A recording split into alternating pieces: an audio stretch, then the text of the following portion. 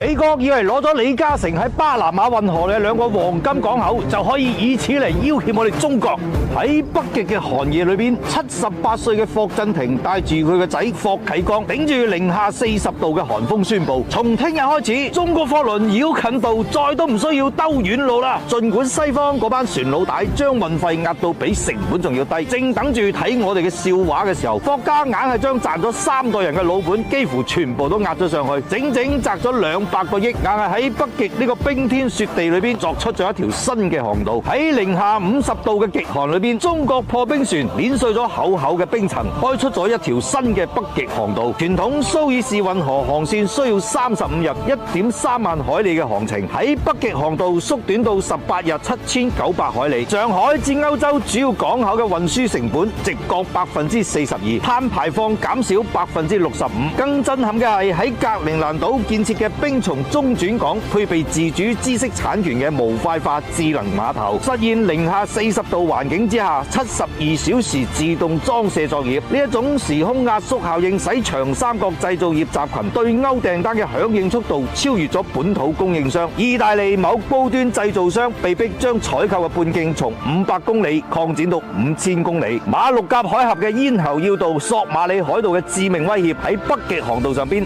化為無形。中國海運保險聯盟數據顯示，北極航線貨損率僅係0.07%，較印度洋航線降低90%。更關鍵嘅係呢一條完全由中國主導嘅通道，配備咗量子加密通訊系統同分布式導彈防禦體系，使美國第7艦隊喺白令海峽嘅巡航變得毫無意義。當美國貨船仲喺度一個接一個排隊嘅時候，中國貨船卻早早享受上咗 VIP 通道。而家每日都有12艘東方大國嘅巨輪喺北極嘅冰面上邊不停穿梭。北極航道粉碎咗美國封鎖中國航運嘅企圖，而霍家亦都用行動再次證明真正